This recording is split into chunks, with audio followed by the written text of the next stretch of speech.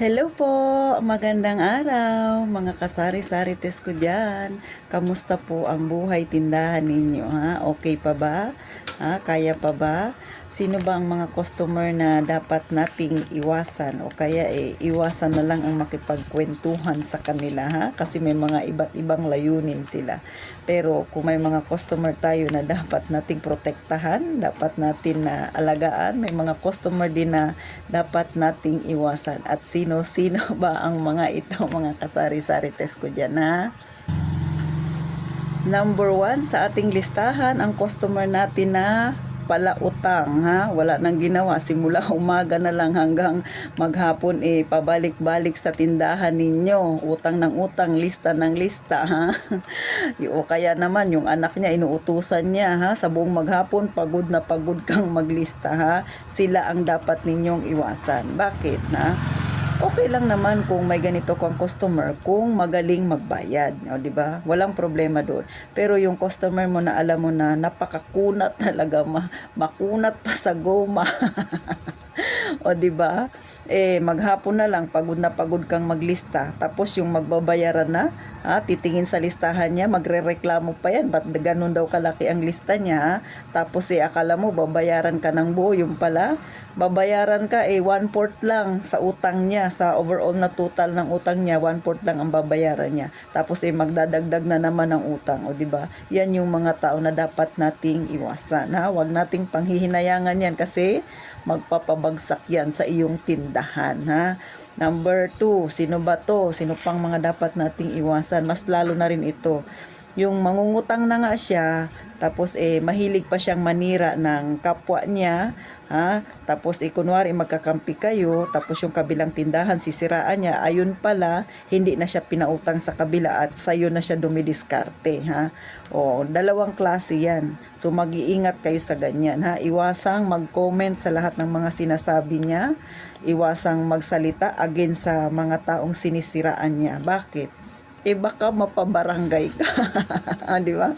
Siya na ang naghatid lumapit sa iyo ng mga chismis, ikaw pa ang magiging masama. Sa totoo lang, napakahirap yung ganyang mga klase ng tao, ha? Ikaw itong busy sa tindahan mo, siya itong lalapit sa iyo, di ba? Tapos malalaman mo nagkukwento siya. Syempre minsan hindi maiwasan napapa-comment ka. O ngayon, ha? Tapos nung minsan mangutang ulit sa iyo, hindi mo na pagbigyan, aba, yan na, ganyan ang mangyayari. Lilipat yan doon sa kabila, tapos ikaw ang gagawing topic niya. Mga kasari-sari test, may ganyan ba kayong customer? Ano bang mga ginagawa ninyo? Pero para sa akin, natotoo lang ako, hindi ako nagko-comment. Kasi lalo na dito, lalo na kung matagal ka na sa inyong barangay, siyempre kilala mo na yung mga kapitbahay mo. Iwasan na lang ang makipagkwentuhan against sa mga kakilala ninyo, di ba? Kung magkukwento siya, makinig ka lang, wag kang magko-comment.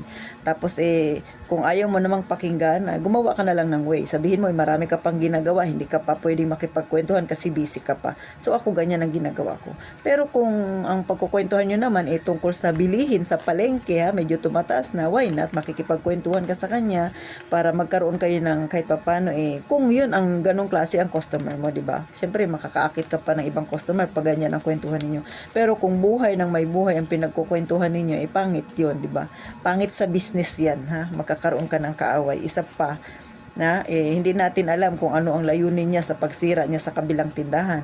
Maaring hindi na siya doon pinautang, o kaya naman gumagawa siya ng kwento para siraan ka at makabalik siya doon sa kakilala niya at doon siya ulit uutang, o di ba? May mga ganong klaseng tao. So tayo, mag-ingat tayo sa mga ganyan, ha? Mga kasari-sari test ko yan, ha?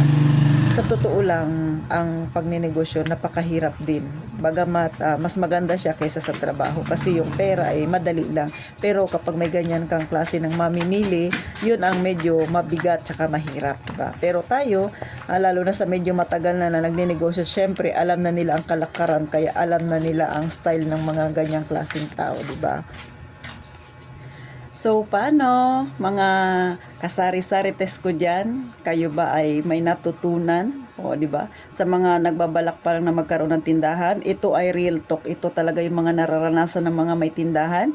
Kaya kung sakaling nagbabalak kayo, o kaya naman sa mga bagong tindahan pa lang, Baka makasagupa ninyo ang ganitong klasing tao. Mag-ingat tayo, Sa gitna lang tayo. Ika nga, sa motor, neutral lang tayo, Huwag tayong makikialam sa problema nila para yung negosyo natin maganda ang takbo, Doon lang tayo mag-focus sa ating negosyo, Sana po may natutunan kayo. Huwag niyong kalimutang mag-subscribe at i-like ang aking maliit na channel. Dahil ito ay pangmasang channel, dahil ito ang buhay nating mga mahihirap, Maraming salamat sa panonood ninyo. Mag-ingat po tayong palagi.